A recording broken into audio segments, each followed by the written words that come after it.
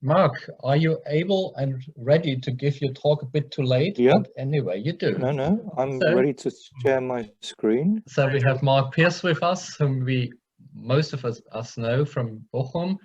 And Mark Pearce, Professor of Prehistory in Nottingham, is now giving us a talk about caves, rock shelters, burial and smelting. And he brings us to Italy, one of his major research areas. And very nice to have you here, Mark, with this talk. Thank you, Thomas. The paper I'm going to give is primarily about ritual and magic, but it's a paper that will take a very empirical approach to this question. And Thomas, in your introduction to this session, you explained very clearly why that is very appropriate, because, as you said, it's the material culture, the archaeological evidence that gives us, I quote, access to the worlds of experience and perception of past societies and individuals. Now, what I'm going to talk about this morning is the northwest of Italy, and in particular, the Alto Adige, Südtirol, Trentino region. And this is a region which is very well known to colleagues in Bochum, because the Trentino was the focus of a very important project by the mining museum, the German mining museum, and is the subject of Czerny's very important work and also Metten's work on slag. The Bochum project, however, mostly concentrated on the Middle, Recent and Final Bronze Age.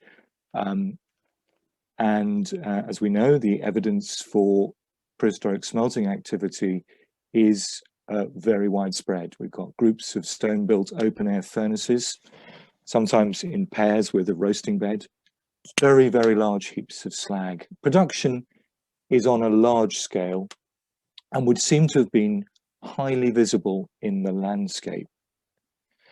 And in the later part of the Bronze Age, smelting mostly took place in those areas where copper ore outcrops were mined. Now, what I want to talk about today is the earlier periods, the later Copper Age and the early Bronze Age.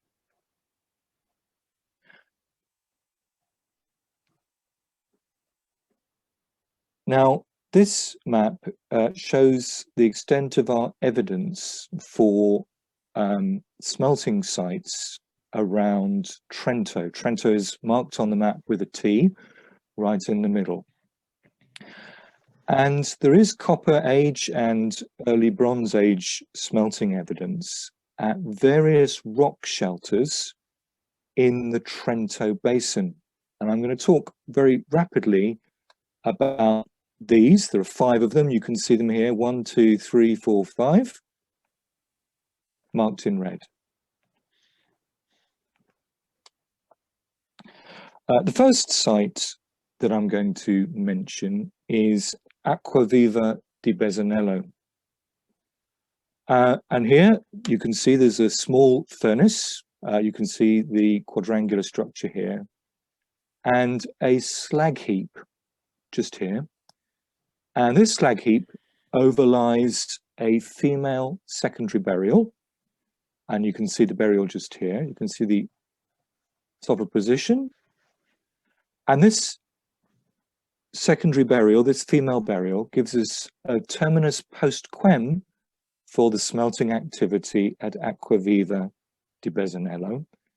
And that's a radiocarbon date between 3340 and 2900 Cal BC. So there's an association of the use of the same place where burial took place. Another site where there is evidence for smelting in a rock shelter is the very important site of Riparo Gaban, the Gaban rock shelter. Here there is slag, there are tuyères, a crucible and a furnace. And we have here a terminus antiquem date for the earliest smelting, from radiocarbon chronology.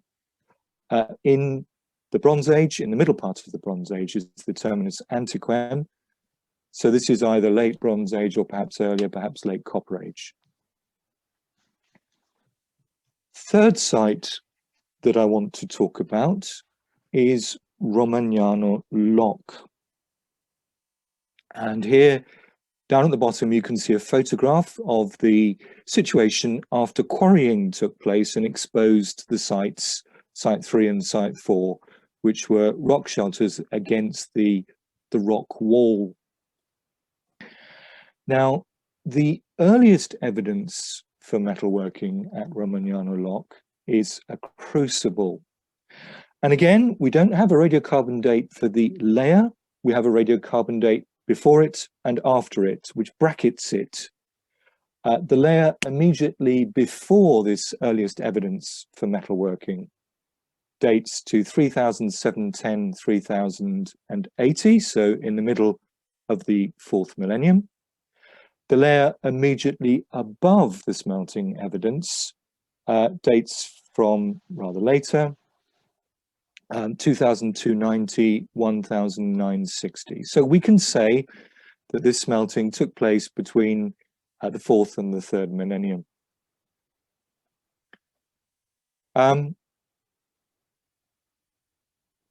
There's also early Bronze Age evidence at Romagnano Lock, a slag, a crucible, 2 tuyères, and a furnace. And most importantly, here at Romagnano Lock, the layer above the metalworking has evidence for burials. And on the right of the slide, you can see a section showing the slag just here. And you can see a drawing, again, showing the furnace and various pieces of slag in situ.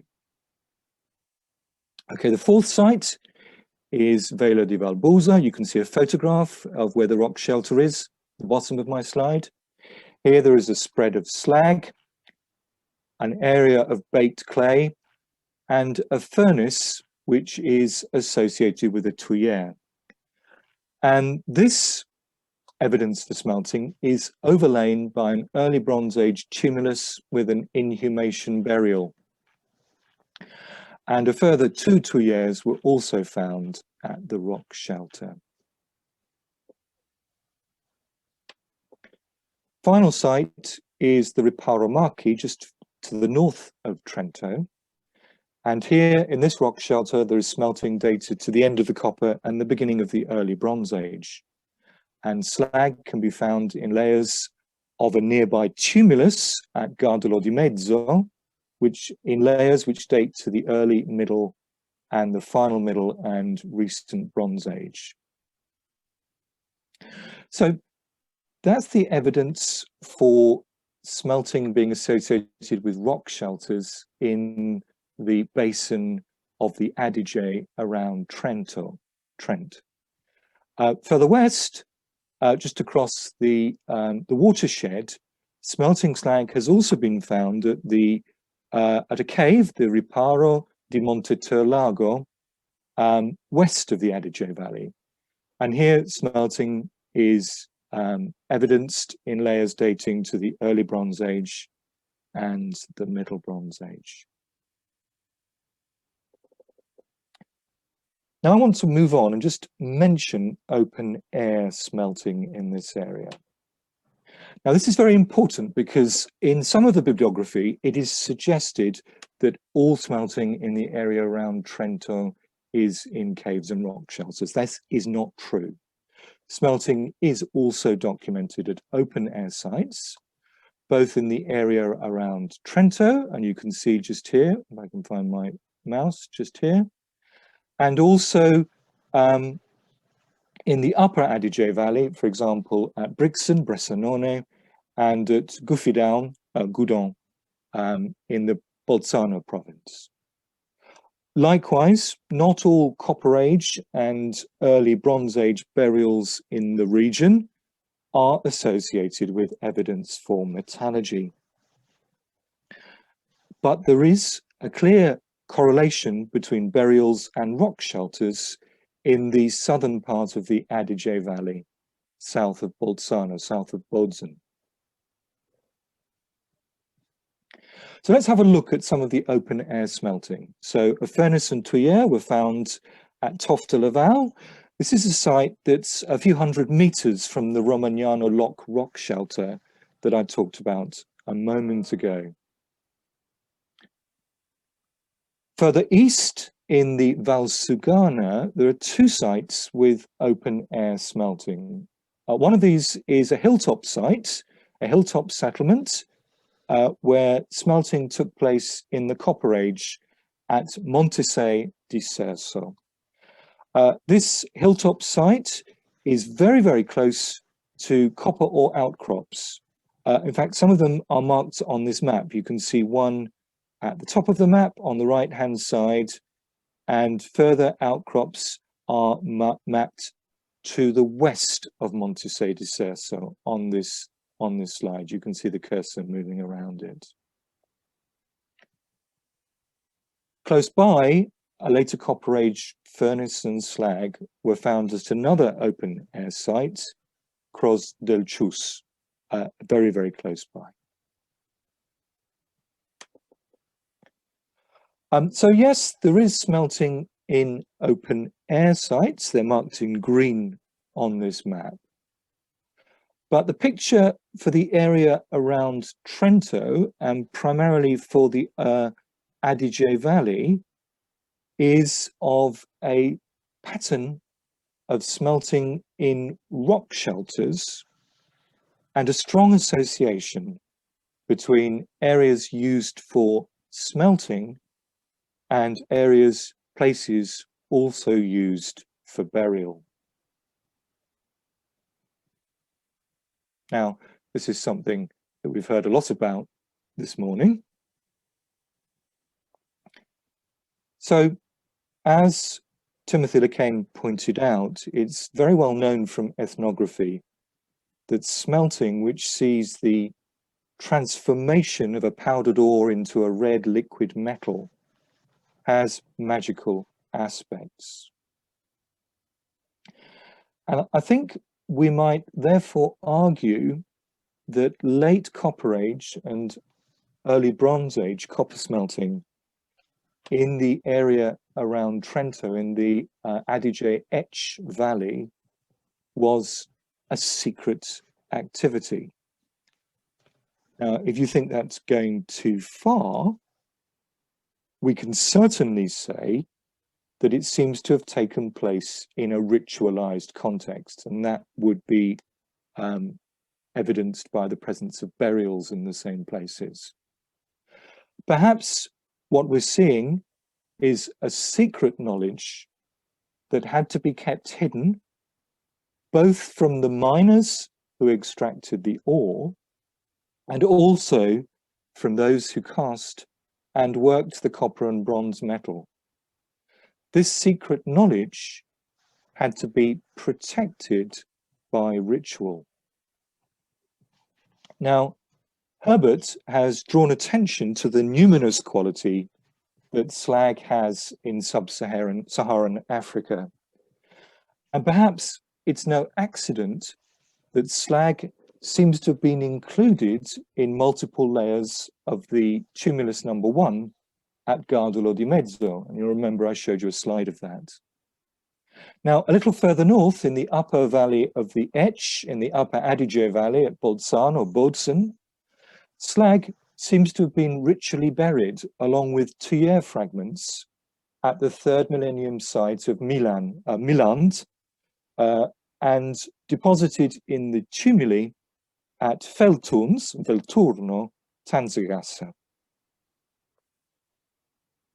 Okay, so that's what's happening with smelting. But it's interesting to note that in this region, early Bronze Age metalworking, as opposed to smelting, is documented by crucibles in settlement sites at the Trentino lake villages, the Palafite, the Falbalm, of Ledro and Fiave Carrera.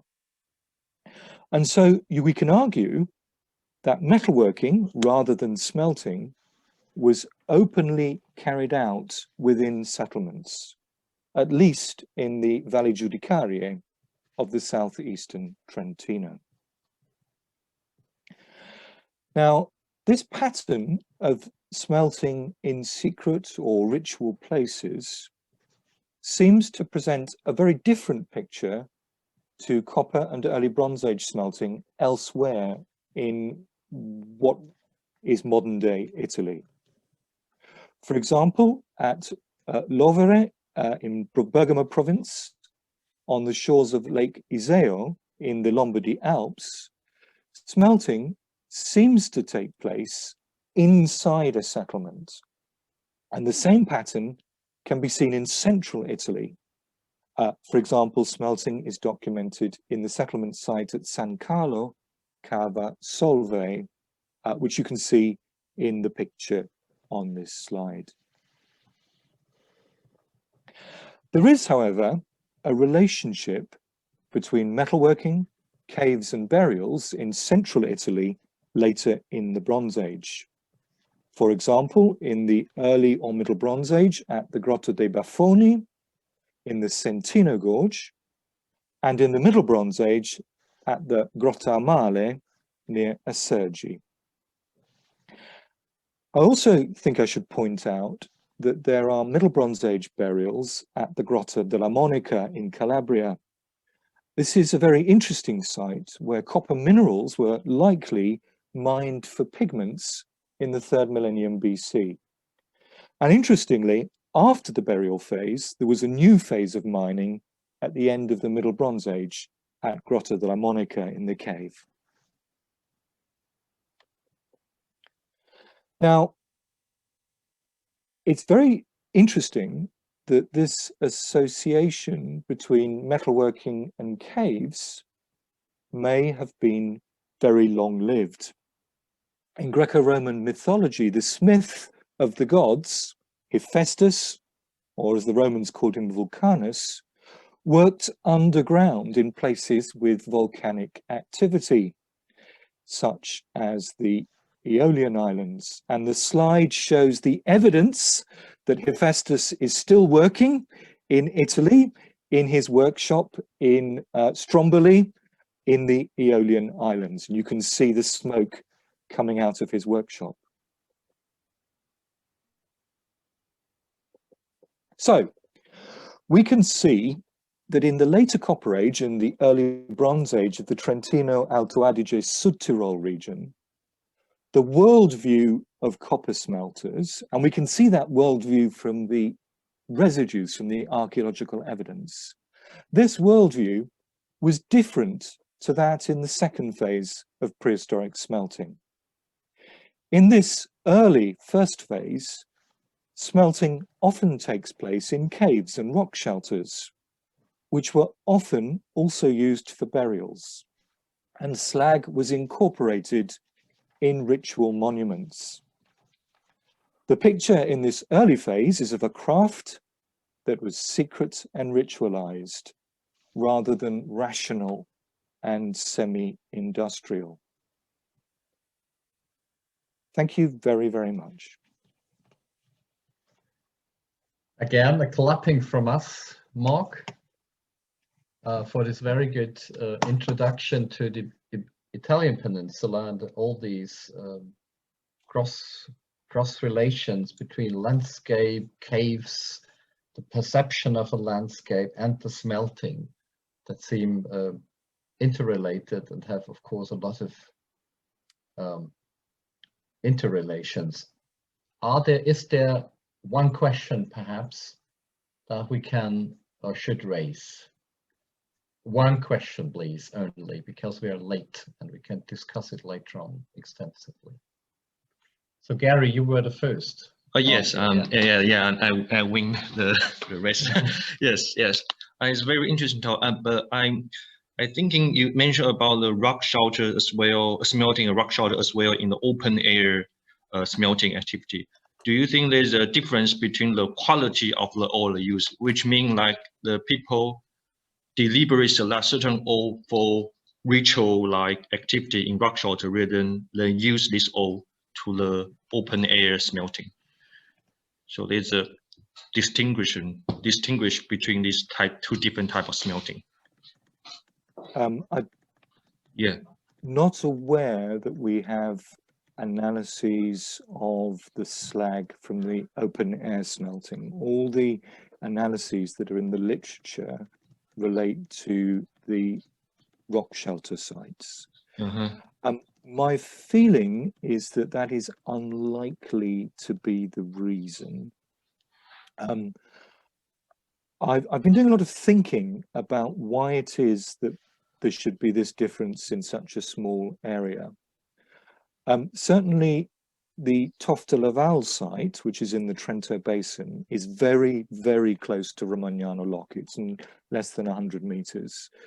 So that may explain that. The other two sites are in a different valley, and they're actually sites at the mining areas, whereas in the Trento Basin there are no copper resources. The copper has to be brought, the copper mineral has to be brought there. So I think that if we're going to explain the rock shelter smelting, we might want to draw attention to the fundamental difference, which is that in that area the mineral comes from outside, whereas at Pergine Valsugana and the two open air sites on hillsides, they are in the mining area itself. So that is the distinction that at the moment I think may hold the clue to this rather strange pattern. I'm not sure if that answers your question, Gary. Yeah, I think that's perfectly probably because there's a connection to the outside make this smelting meaningful.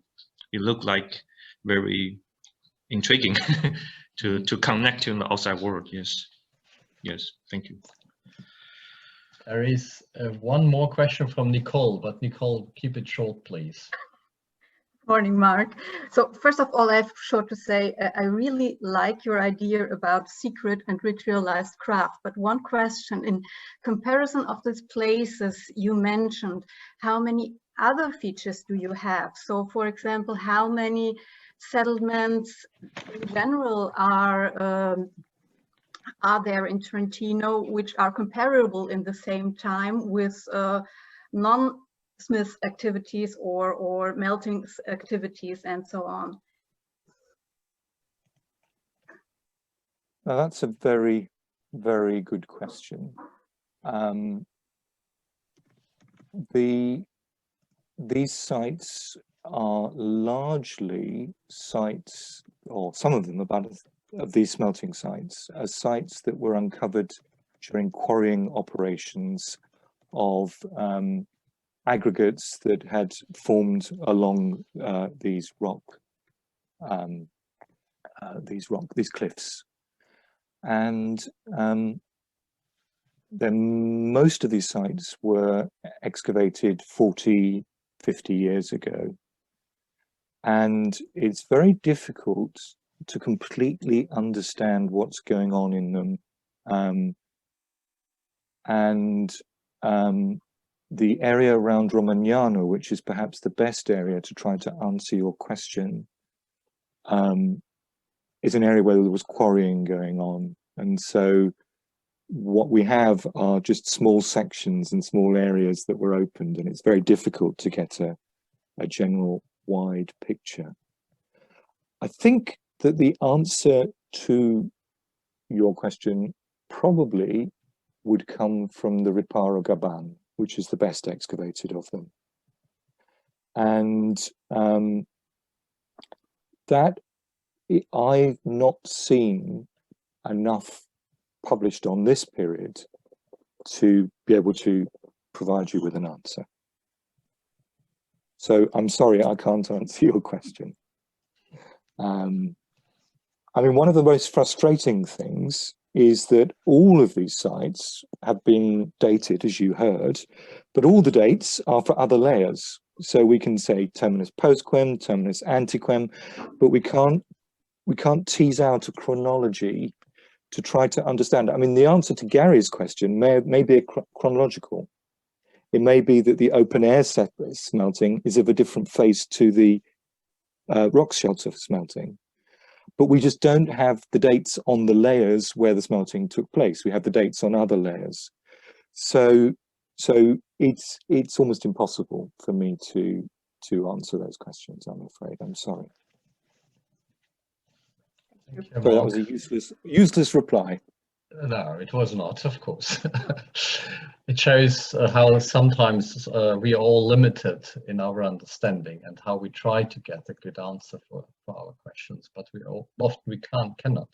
Okay, thank you, Nicole, as well.